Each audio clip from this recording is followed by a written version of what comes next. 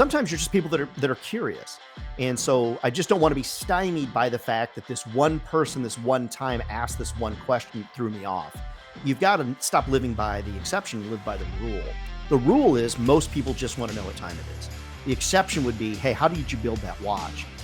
And a lot of salespeople are stymied to sell because of that one question, that one time that happened. Welcome to the News Nirvana podcast. I'm your host, Nick Parker. The News Nirvana podcast features conversations with media professionals from across the country, highlighting our ever-evolving business models and showcasing the strong and effective journalism produced each and every day. This podcast is made possible to you by the generosity of Blocks Digital.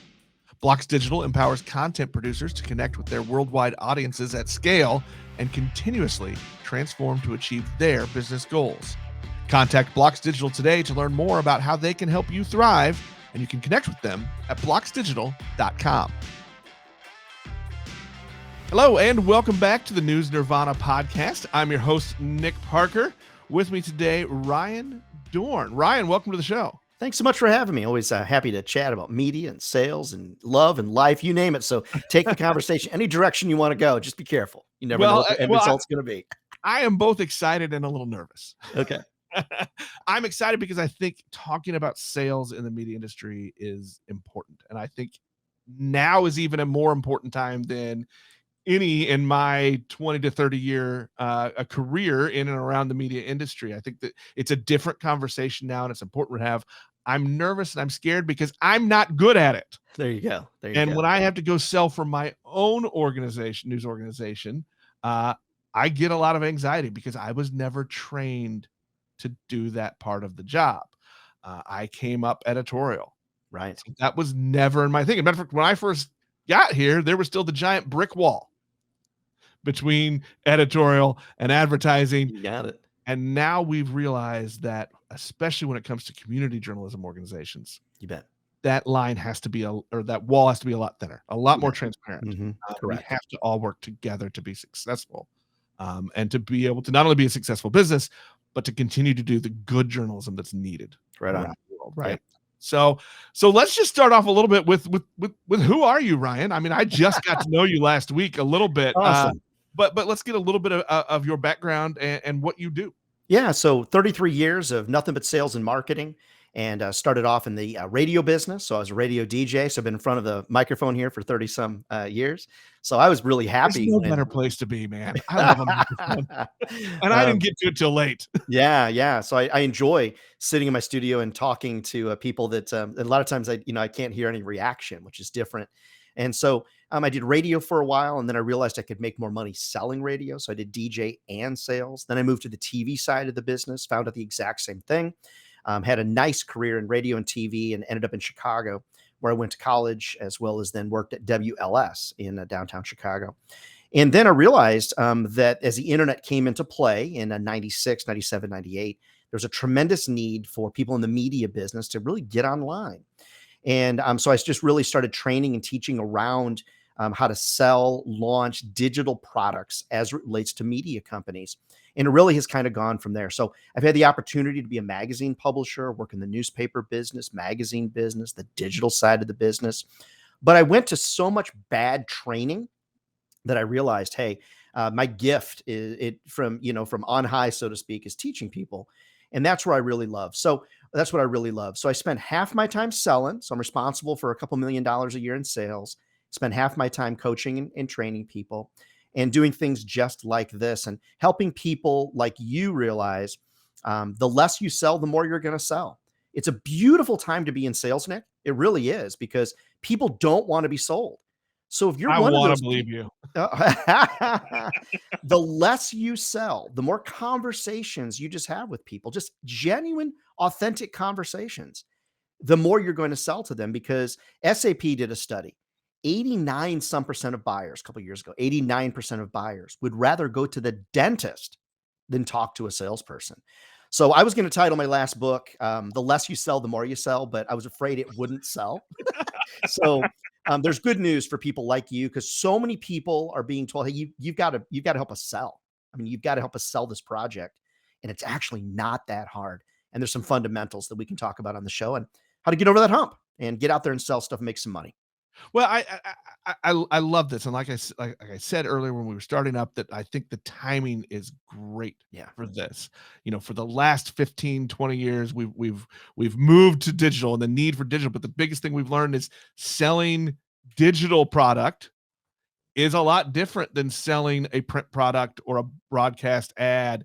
Those there it's different, and it's not apples to apples comparison in pricing. It's not apples to apples in comparison to what it does and what the return is for your business partner, right? Right. And so Agreed. we've had to change what we're doing, along with, oh, by the way, we realize that all departments have to work together Right to on. create and sell the product. So, where do we start with that? I mean, how do you wrap your brain or help people wrap their brains around that change in what we're packaging and what we're trying to do to create partnerships? Right. Well, the first thing is to recognize that most advertisers that are out there are clients you're going to sell, whether you're selling software, media, or whatever, that most of those folks really don't know anything about sales. And so all they've done is they've been called on by salespeople. So when you're genuine, when you're authentic, when you're relevant to people, instead of trying to sell them a product, when you're highly relevant to them, you'll always get further faster, no matter what it is that you're selling. So generic outreaches via email, via phone, being generic just doesn't work out. I mean, if you look at like a place like Cold Stone Creamery, for example, if they just sold vanilla ice cream, it'd be kind of like, okay. But they take you to the next level by adding the sprinkles and the chocolate and the candy and all that kind of things. And so you've got to recognize first that generic outreach without relevance just doesn't work out. Here's the beautiful thing though: LinkedIn, Facebook, Instagram, you name it, there's all this data that's there. So I can reach out and rather than saying, "Hey, Nick, you want to buy an ad?" It's, "Hey, Nick, I saw on Facebook that you guys are doing this, and I'd love to help you with that. And by the way, we've worked with Bob and Sally and Susie, and they're loving what we're doing. Could I just get 5 minutes to chat?" And that's really just the conversation to be had. So the first place, in my opinion, to start is to recognize that most people don't know how to sell. Most people don't know the good side of the sales business. But more than anything, stop being generic. Be extremely relevant to people, not a know it all, but be extremely relevant using the data that's in front of us. And when you are, then people will give you the time of day because they want help. They just don't want to be sold. I love that to talk about being relevant. And you also hinted at something that was brought up in a previous episode of this podcast when we had Rick Rogers on, Sure. and he talked about start with audience. That Right. really what we're doing is we're talking about building audience. We're talking about putting my audience to work for you and your audience, and we're putting those together. We're becoming partners with a bigger audience rather than focusing on the product. The Yeah. product is important, but what's really important for us as we become business partners is that shared audience. Correct, correct. And most people, and Rick knows this as well, is that most people, when they're looking to tell time, they just want to know what time it is. They don't want to know how the watch is built. Right. And so, a lot of times, people like yourself and others that are a little bit newer to the sales game will think that they need to be able to teach someone how a watch is made, when the business owner really just wants the end result of what time is it. So as you're selling digital products, it's important not to get into what's inside the hot dog. Just sell the hot dog.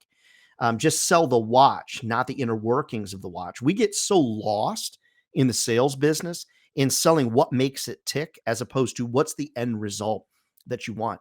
Most people out there, sales is actually moderately simple. Most people out there want to know three things. Number one, how much is it? Right. Number two, who else has used the product, service, or whatever? And then number three, how much is it again? That's really all that they want. And we don't have to say a lot more than that. Even if we're in like say you're the third radio station in a market or you're the number three website or whatever, most people just want to know what time is it, not how to build the watch. So a lot of times people, even like yourself, are afraid to sell because it's like, oh, what questions am I going to get asked? You don't have to know every answer. It's okay. I think you're right there, and I will speak just for myself, although I imagine that this is a shared anxiety. Absolutely. Um, Coming up on the editorial side, I love process, right? Like, writing about process is what we do. Explaining a complicated thing in a way that the masses can understand is what we are trained to do. Right. And then what you just said is forget that for a second. Right. You don't need to Exactly. explain the process when you're pitching the business and the audience. Yep. You Yep. just need to tell them where you can get them. And there's always somebody out there that's going to want to know, how is the souffle made? Give me details on that. There's always that advertiser, or that business owner. And if you don't know how it's made, definitely don't try to make it up. Sometimes there's ways you can say things like this. Hey, what I can tell you is the end result is an amazing souffle, but I'm not a chef and I don't expect you to be a chef. Sometimes you're just people that are curious. And so I just don't want to be stymied by the fact that this one person, this one time asked this one question that threw me off. You've got to stop living by the exception and live by the rule. The rule is most people just want to know what time it is. The exception would be, hey, how did you build that watch? And a lot of salespeople are stymied to sell because of that one question, that one time that happened. Or they change their entire life or their sales strategy based on this one time, this one thing happened. Instead, build your sales cases around the rule that typically happens, and that is that most people just want to enjoy the hot dog. But once you stop and figure out what's in it, you're like, oh, gross, I don't want to eat it now. Right. And I think that's an important piece. I like that you switched to hot dog there because I don't care what's in the ice cream. I'll keep eating the ice cream. Yeah, there you go. More food analogies, please. More food analogies. Well, let's kind of change the comparison Okay. a little bit because you said you started behind the microphone. Yep. Yep. So you started on a different side of the business. What Yeah. was it that clicked other than obviously you saw, hey, there's a chance to make more money. I Right. can, Right. my career earnings can be better if I do this as well. But what was it that I guess that clicked for you as I can do this. I Sure. have a skill set here, or I understand how to build that skill set. Was there something there that you had to learn, or that you realized you kind of already knew? I'm trying to look to see what Sure. other people can see that as well. Sure. I just realized that I was a conversationalist, and I realized that having a conversation with somebody was moderately easy for me. And so the reason that you will be successful in sales, Nick, is because you can have a conversation. It's a part of who you are. It's part of your DNA is having conversations. Even if you by nature are an introvert, if you know how to have a conversation with someone, which is important, we're trying to teach our children that, things like that, become a great conversationalist. People that can carry a conversation are people that can do well in sales. So the secret for me, besides the money piece that you mentioned, was that I realized I was having all these conversations with people about marketing solutions, yet I wasn't getting paid for the marketing solution. So I'd be at a radio remote, working like at WPXR FM radio or whatever, and the customer is asking me about marketing solutions, and I realized, my gosh, I'm selling this right now, even as an on-air personality. And so I realized, well, why am I not getting paid for it? And that's kind of how I moved in the transition into it. But I still stayed behind the mic or behind the camera, because I just enjoyed that part of it. And now I'm doing this, from a teaching perspective as well.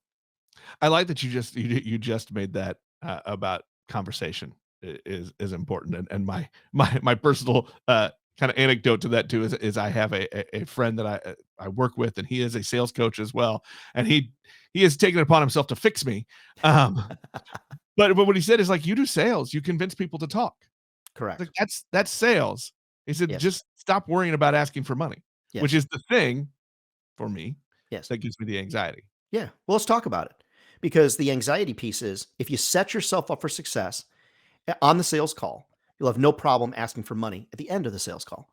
So typically in any sales conversation, there's going to be 2 points that are awkward. Getting the conversation going, which is easy to fix, we'll talk about it. Ending the conversation where you're asking for money. That's easy if you set yourself up for success. The fastest way to sell is by sharing examples of other businesses you've been working with that have been successful. It doesn't matter whether you're selling toilet paper, you're selling encyclopedias, you're selling media. It doesn't matter. I think the success stories on toilet paper would be a little bit awkward to talk about. But no matter what it is you're selling, you need to have just a story that you can share. Now, unless it's a brand new product, that's a different conversation. But to be able to say to you, Nick, what I'd love to do today is share with you 3 examples of businesses that have been very successful working with us. Then what I'd love to do is talk to you about what it costs. And then I'd love to find out if you're interested. So that you've just laid yourself out a path to ask for the order at the end. They're expecting it. So again, the 3 steps, it's very simple. Love to share with you examples of people that we've worked with that have loved it. love to talk with you about the pricing, and then love to see if you're interested in it. And if you're not, it's okay. It's not that big of a deal. So what you're doing is you're using others' success. It's called social proof. Using others' success to drive your conversation forward. And you've already told them, hey, at the end, I'm going to ask if you're interested or not. So it's not awkward at all. There really is a roadmap to follow. And I believe people say there's no book on how to raise kids. I think there's a roadmap to raising kids. I think there's a roadmap to having a successful marriage. There's a roadmap to being successful in sales. It's just a matter of, do you want to follow it or not?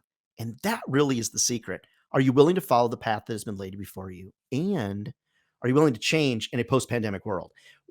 COVID is, people have like almost forgot about it. It changed everything in sales.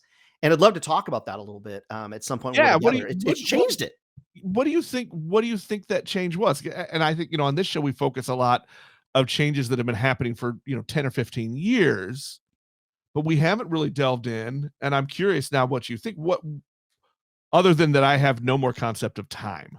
Like it was a year ago, it was 5 years ago. I Yeah. don't remember anymore. Yeah. Yeah. But what do you think really was a drastic change in our business, in our industry?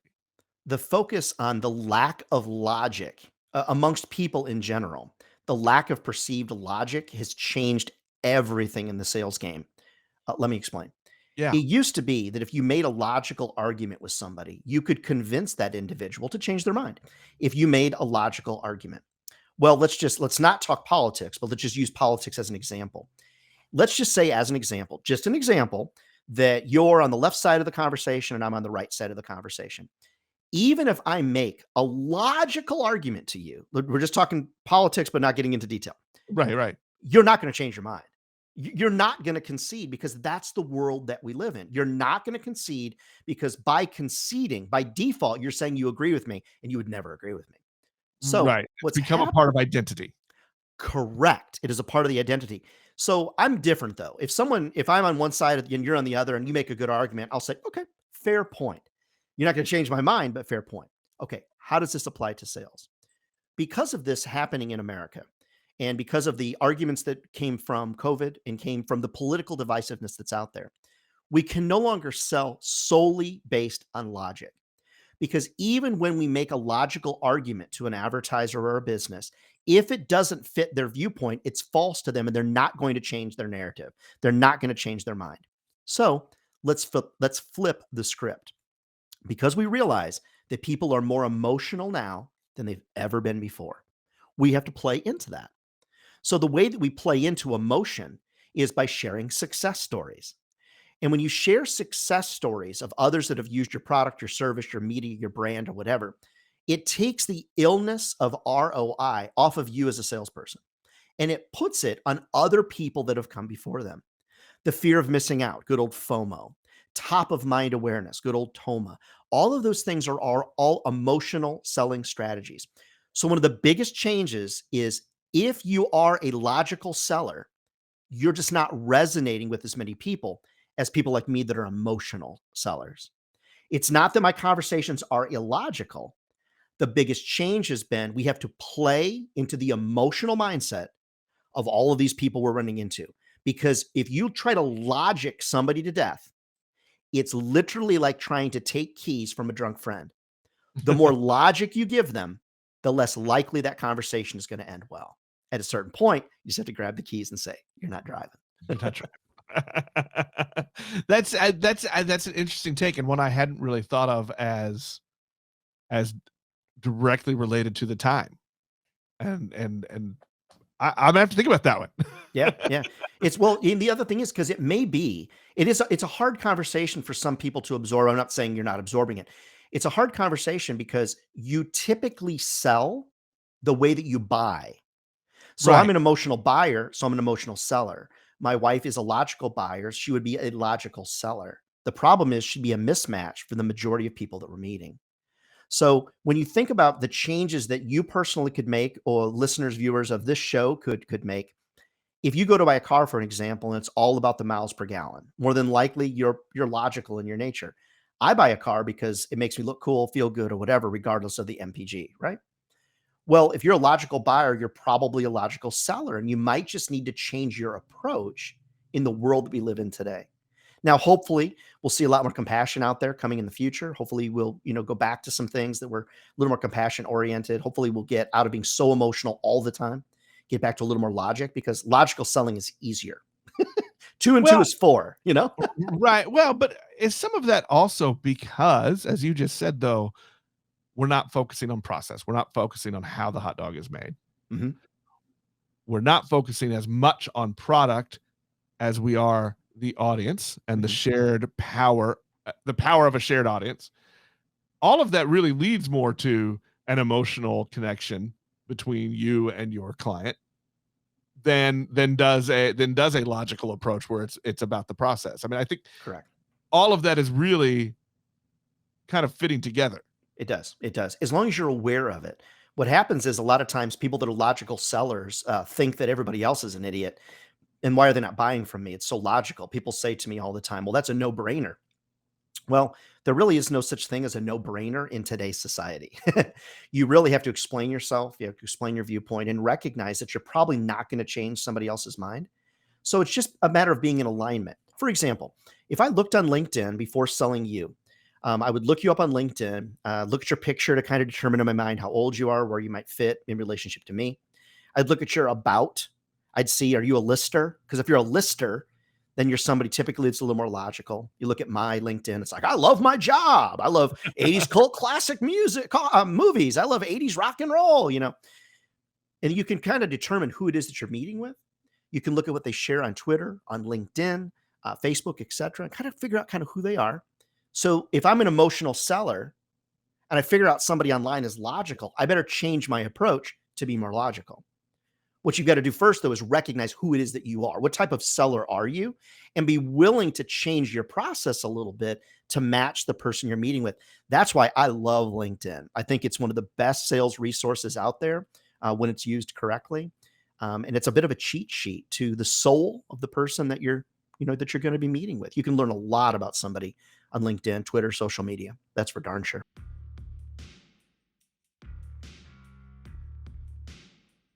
The News Nirvana podcast is made possible by the generosity of Blocks Digital. Blocks Digital empowers content producers to connect with their worldwide audiences at scale and continuously transform to achieve their business goals. Contact Blocks Digital today to learn more about how they can help you thrive. Connect with them at blocksdigital.com. I feel like probably at some point I need a whole episode on using LinkedIn. I'm not great at it. I'm trying to be better. I'm not great at all social media, but I always say to me, social media is like the mechanic and his car, right? I'm really good at telling other people how they should do it. Well, it's like the cobbler. The cobbler's kids have no shoes, right? Right, exactly. That's exactly the thing there. It's like, or the auto body shop owner has the most dents in his car. right. I'll fix your car. Yeah. Yeah. Well, keep in mind too, I love that you mentioned process, Nick, because the process is a logical side of who I am not. And so, but I recognize to be successful in sales, I need a process. You've got to think of yourself as a bit of a quarterback of a football team. If the great, and he's not my quarterback, but the great Tom Brady, when you look at what Tom Brady does and how he was able to transform the Buccaneers I'll allow you to say his name once in the season, is that he has a process that he was able to follow. The reason that they did not continue to win, in my opinion, at Tampa Bay is because they got off of the process and they started going emotional. And so you've got to ask yourself, I mean, what is the process that Ryan or Nick can set up to be successful, even if you're not a process-oriented person like me? So you might say 2 and 2 is 4, period. I say 2 and 2 is 4. Yeah. Let's have fun with that. You've got to be willing to morph and move and change and identify things that work. For example, habits and behaviors. Correct. So I might say, I know that reaching out every day to a client is not going to work out. You can teach it, you can proclaim it, but it's not going to work because it's called being annoying, right? I recognize, though, every 3 business days is just annoying enough to move the needle, but not so annoying that someone's going to hate me. I recognize that as much as I don't like a process, every 3 business days is my process to prospect new business. So I recognize, even as an emotional person, to be successful, I need process in my life. So if you're willing to change, willing to morph, willing to kind of be somebody you're not some days to get the deal done, Not unethical, don't get me wrong. Willing to change your style and approach to be successful. That's what it's going to take. But my friend, it applies to your marriage. It applies to relationships, raising kids. If you just stay who you are and you never change, you're going to miss out on a lot of beautiful things in life. That's for darn sure. Right, right. Exactly. Um, I kind of want to loop some things together here. Sure. I know we've kind of bounced a little bit, but I want to tie some of that together because we talked about changes in technology and the Mhm. types of news products that are being delivered, changing in how we approach sales and all of those things. So I want to take that approach and the product Okay. and put those together because we are producing the news in different ways. And really it's more of, what was the term 10 years ago, 15 years ago? Convergence was the Right. word, right? But it's more of we have to embrace all of the ways. We had a guest recently who talked about thinking digital first. And for her the success in that was you are collecting content and producing things in all fashions. You are getting video, you're getting audio, you're writing things. You can use your digital tools to put all of that for a big complete news package. So as our technology and our products are changing, we're doing the legacy content as well as the newer digital things. How does that fit in with all of the changes in how we approach the business side, the revenue side of our business that we've been talking about? Yeah, right on. So it's a great conversation to have. One of the biggest selling points in all of this is we are one of the last vestiges of permission based media. So let's talk newspapers first, I just a like that. second, if you don't mind. It's a legacy traditional media product, but it's a permission based model, and we don't sell that enough. Permission based models, think about this. People that pay to receive a product, there's cheaper ways to line your birdcage than buying the local paper. Right. When you look at what Poynter Institute just came out, well, I guess it was last year now that we're recording now, 74% trustworthiness ranking. People feel 74% of local citizens trust their local paper, 76%, according to Poynter, trust local television. When you think about the trust factor that's out there, we have two good things in play. One, people pay to receive the paper, and no one's surprised that there's an ad in it. For the last 50, 60, 70 years, we've trained people that a part of this paid experience is that you're going to see advertising. No one's going to open the paper and say, oh my gosh, I can't believe there's an ad in here. Nor are they going to go to the newspaper website or media company website and say, I can't believe there's advertising here. They come to the website for a reason. They pay to receive the paper for a reason. So we need to sell based around the permission based model. Facebook's intrusion based, Instagram's intrusion based. I mean, almost every other media is intrusion-based media, other than what we do in the print media side of the business. Now, there is implied permission. When someone listens to a radio station, it's kind of implied you're going to get ads. Right. But if we could just wrap our arms, our hearts, our arms, and sell the simple, we are permission-based media. People trust us and they want this information so much that they're willing to pay for it.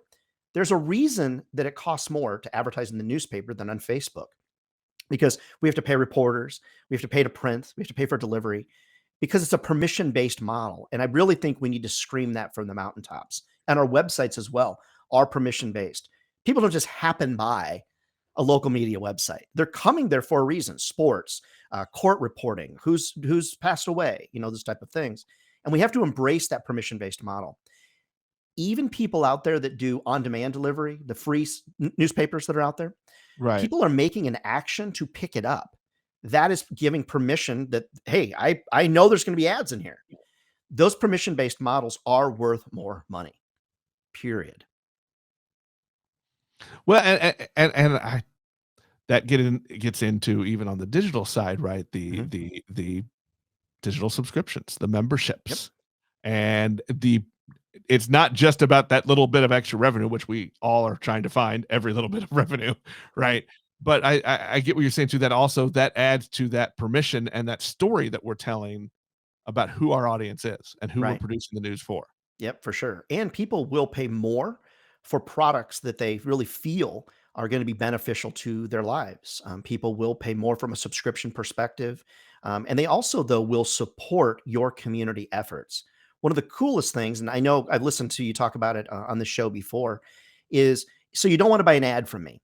What about supporting community journalism in our area? Well, what do you mean? If you don't feel like an ad is worthwhile to your business, Would you be willing to support us from a community perspective as we endeavor to cover this community? Would you give me $250 for that? Yeah, absolutely. Okay, that's what you're doing with your advertising. Your advertising, if it's not meaningful to your business, which I actually think it is, then if nothing else, make this investment and contribution to keeping community journalism alive. I mean, look at the number of, is it the Google service that is allowing people to do subscription Google News management? Initiative. There you go. The news initiative. It really is based around would you be willing to support community journalism? And in droves, people are doing it. People are doing it. If my local TV station said to me, "We're going off the air unless you pay $5 a month," more than likely I'd ante up $5 because I Yeah. want it that bad. Well, and that goes back to the emotional sales approach that you talked about earlier. And it's funny, you put a label on it. I had never thought about that. If I look at where I am most successful when I go to a business partner in town to try to create that ad sale and that partnership, I pitch community more than I do my own product. Because Right to on. me, it's all working together to support community. Right. Yep. And Yep. this is a part of the community that's needed, and you think so too. Yep, agreed. And whether I like NPR, don't like NPR, I still respond to the solicitations for support because I feel like it's something that's needed in the community. Whether I read every day, every page of the paper or not, I still subscribe because I believe that it's important for me to support community journalism. So I think there's a couple of sides to this. One is that people will support it, and the other thing is advertisers do need it. The problem is a lot of folks out there are trying to sell ads, and that's no one woke up this morning and was like, gosh, hope Ryan Dohrn calls. I've got, 10 grand for a bunch of print ads, Why doesn't that happen, by the way? why doesn't it Really, happen more why often? can't we have that happen? So we know though that there is a compassion level, an emotional level that people will support things that are important to them or to their families.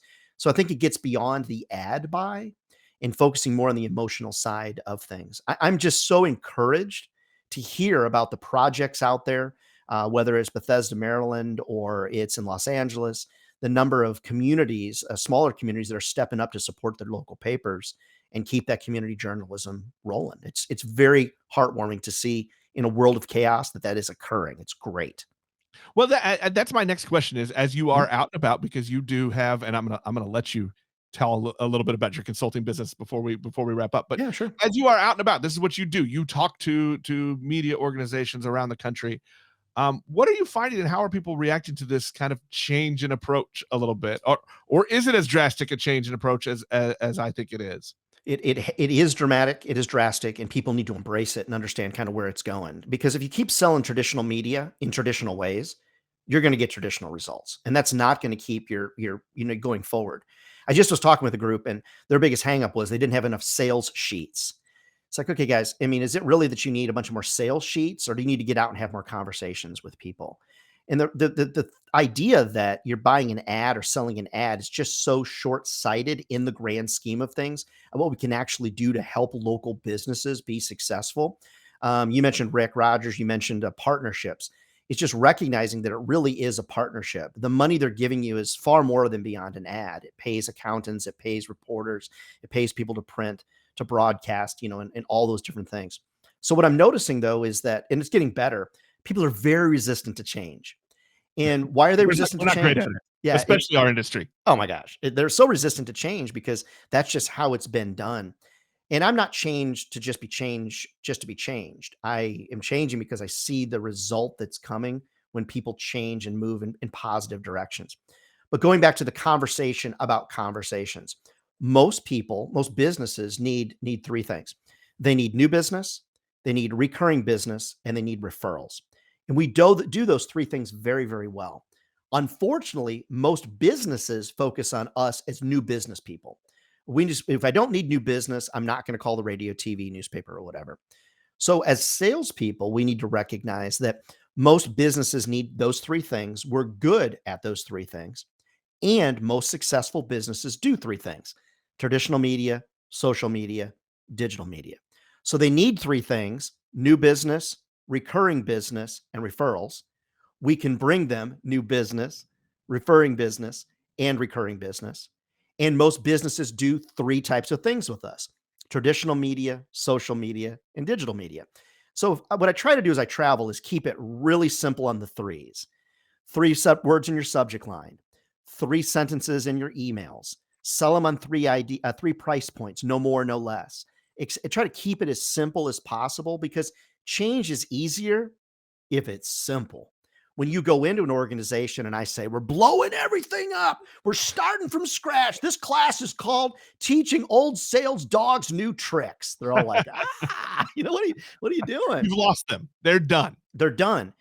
Keep it simple, keep it straightforward, keep it relevant, and just create a bit of a process that's easy and that they can wrap their arms around. And that has been my secret to success in working with local papers, national companies, big ones like Adams Publishing Group and people like that. Keep it really simple for them. Keep it really simple for the advertiser. And it doesn't have to be complicated. It really doesn't. Well, and I think it's always a good reminder that tools and techniques that we find that are successful, whether it's on the sales side, promotions, editorial even, if they are successful at one organization in our industry, no matter the size, they can be tweaked and used at your organization as well. And there is nothing wrong with, I like to tell people I have created a career out of R&D, rob and duplicate. There's nothing wrong with finding somebody else's successful tool and molding it to work for your business as well. Exactly. I Yeah, mean, and it's not terribly difficult to replicate success if you just pay attention. And that's what's interesting to me is the number of organizations that don't share subject lines, that don't share email templates, that don't share slide decks. One of the worst things an organization can do is allow salespeople to sell it their way. The example that I give is people will always say, Ryan, I like that. I'm going to take your idea and make it my own. Well, the problem is, what if you're wrong? What if what you're doing is wrong? I'm trying to share with you something that's working across the country. And the moment you make it your own, your chili might taste great, but that's because you love all kinds of chili pepper in it. The right. vast right? The vast majority of people don't want that much chili pepper. So follow the common scenarios that are working at other organizations and use them to be successful. To not mention the quarterback's name again, when you think about I repeatable appreciate that. patterns As a of Kansas City success, guy. when you think about repeatable patterns of success, it's as much about identifying things that work and repeating them, but it's also about identifying things that don't work and creating plans to get rid of those things. That could be people or it could be processes as well. I think that is a very good caveat to my lighthearted statement about R&D, and that it's about it's about the pieces of that process that work. As you said, the common things Right. that can be repeated and used. I mean, look, you can tweak the presentation and the packaging all you want, but there are, as we said earlier, habits and behaviors that make each of those processes work. Right. Having an open mind, in my opinion, is key to almost everything in love, life, and in business. It's just Be having an open curious. mind. Yeah. I think that's I love that. And the more curious you are, typically, curiosity can be dangerous, but the more curious you are, the more chances you have of being exposed to things that make sense. And that's why I think that we have such success at our niche media conference is because people come with kind of one mission, and that is to learn about what others are doing to be successful. And there's nothing wrong with R&D and robbing and duplicating and stealing a really great idea and making it your own. There's nothing wrong with that. I mean, as long as it's legal, there's nothing wrong with it. yeah. I think I didn't have to say that part, but I will in Yeah, case there's any attorneys listening. exactly. Exactly. But I think be curious can fit. I mean, that is the driving force between all sides of our business, right? You can start with the editorial and covering the news. Right. Producing the news takes a level of curiosity and a commitment to curiosity. But Right. going out and creating the partnerships and making the sales and the revenue side, you have to be curious as well, or you're not going to solidify those partnerships. Exactly. And there are some sides to sales that editorial people should consider and wrap their heads around. One of them would be, what if you have a project, something you wanted to write about? Let's say an investigation that you wanted to do or a project you wanted to write about for quite some time. It is highly likely that there would be a sponsor, a business, an advertiser that is like-minded, is like, you know what? I would be happy to fund that. Can I sponsor that? Can I sponsor what you're doing? Can I sponsor your efforts? And they don't even want to be involved in the story. They just want to sponsor your efforts to get that done. There are so many sides to the editorial business that sales can support in an honest and ethical way to help journalists do some of the things they want to do that are expensive. There's sides to it. For example, if you can expand your editorial coverage by adding video to the mix. And we just so happen that Blue Cross Blue Shield is the sponsor of our video channel. Doesn't mean that Blue Cross is going to be in every video. It just means that they're supporting what you're trying to do by adding video to the editorial mix. It's things like that where you can get curious, you can get creative, you can make some money on it and expand what you're trying to do from a coverage perspective. Businesses love community journalism. Well, I mean, unless you're writing negatively about them, they love supporting community journalism. It's been proven in market after market, large and small. They love that kind of stuff. So embrace it. Absolutely, and I think we could do a whole other episode on that blending of the two sides to Right. find new revenue sources, and new ways of creating. We won't do it today because You bet. I want to be cognizant of everybody's time, both yours and our listeners. Because You like got if it. you let me talk, we'll go 2 hours. I understand. I understand. I'd But love to talk about it. as we wrap up, I wanna give you an opportunity to tell people about your business and how they can follow along with you, how they could get in touch with you if they're looking for maybe a little help in upping their revenue game, or it's time for some retraining. Look, we all got to go back and get retrained every once in a while. Yeah, right on. So, well, thank you for that. So, there's two sides to my business. Brain Swell Media is the business where I actually go on site with folks. We can do it on Zoom, but it's not as effective. We go on site with teams and we train them about new things that are happening in emerging technology in the sales business. And so we help them reframe their process and we help them just be the very best that they can be. I like to say this: my goal is simple to help salespeople in the media business and other businesses. I want them to take their sales life to places they never dreamed possible with one kind of goal in mind. And that is, I want you to be able to pay your bills, but I want you to make a lot of money in sales so you can support charities, so you can give to your church, so you can send your kids to the school that you want to send them to, or whatever the circumstance is. Be a part of that community. Exactly. The other side of the business is the niche media conference business, which is where I met a lot of some of your colleagues as well. And the niche media conference is 350 some odd media professionals getting together a couple times a year. We just got together in New Orleans and to share ideas and to be open and to be honest and to go to different tracks and listen to keynotes, but more than anything, network to learn about what we can do to grow our businesses. One of the things I love about our events is they're almost all round tables. So you're learning from each other, guided by a moderator. So whether you need training or you want to come on location and you want to learn from others, I think we've got that covered. So either Brain Swell Media or nichemediaevents.com. And I just love the media business. It's what I've done for 33 years. I just absolutely love it. There's nothing like it. I always felt like it was the Godfather movie. I tried to get out once and it didn't work. Hey, It I sold didn't. cell phones for 2 weeks. Back in 2002, 2003, I sold cell phones. I went to my boss, who is now the VP of sales at Verizon, and said, "This cell phone thing is going nowhere. I'm going back to media. If I would have just stuck with Joe Reynolds, I'd probably be a gazillionaire right now and own so much stock in Verizon. And I'll just keep I selling ads." I can relate to that story. Yeah. If people want to follow on the socials, can they follow along with Brainswell or Yeah. Nick So, Studio? if you RyanDohrn.com, DOHRN, RyanDohrn.com is where you'll find, links to basically everything that we do over here. And love to be a part of your success at your media company. That's for sure. Awesome. Well, thank you, Ryan, very My much. pleasure. I appreciate it. I feel like we're going to talk more.